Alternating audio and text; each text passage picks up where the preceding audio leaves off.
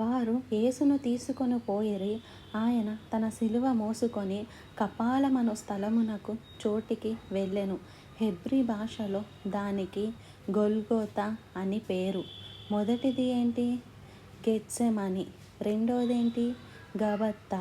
మూడోదేంటి? Golgotha. తెలుగులో గొల్గోతాకి కపాలము. ఎందుకంటే ఆ కొండ పుర్రె ఆకారంలో ఉంది కాబట్టి దాన్ని కపాలమని తెలుగులో ట్రాన్స్లేట్ చేశారు. బట్ హీబ్రూ భాషలో అది గొల్గోతా. అది గ్రీకులో కల్వరి. యేసు ప్రభువు సిలువ వేయబడిన ఆ స్థలాన్ని గుర్తు చేసుకోవడమే ఈ కల్వరి అని పేరు పెట్టుకోవడం. దీన్ని కొంతమంది ఎగతాళి చేస్తున్నారు.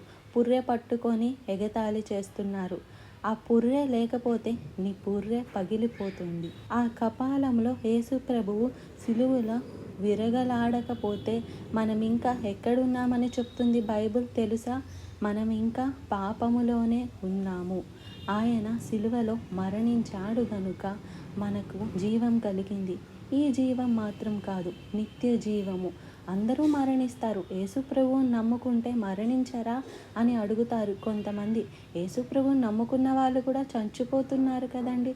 పాస్టర్లు కూడా చచ్చిపోతున్నారు కదండి. అవును, అందరూ చనిపోతారు. ఏ రోగం లేకుండా చచ్చిపోతారు? రోగాలు వచ్చి చచ్చిపోతారు. ఎలీషా లాంటి దైవజనుడే రోగంతో చనిపోయాడు చివరికి. అందుకు దేవుడు లేడు అంటావా? అందుకు యేసు ప్రభు స్వస్థత చేయలేడు అంటావా? చావు ఈ లోకంలో అందరికీ తథ్యం. కానీ చనిపోయిన తర్వాత మరొక మరణం ఉంది. దాని పేరేంటో తెలుసా? రెండవ మరణము. ఎవరి పేరు జీవ గ్రంథంలో వ్రాయబడి ఉండదో వారు అగ్ని గంధకములతో మండే గుండకములో పారవేయబడతాడు. ఇది రెండవ మరణము. అక్కడ అగ్ని ఆరదు, పురుగు చావదు. నిత్య నరకము నుండి తప్పించడానికే ప్రభువు మనకి మరణాన్ని మింగేశాడు.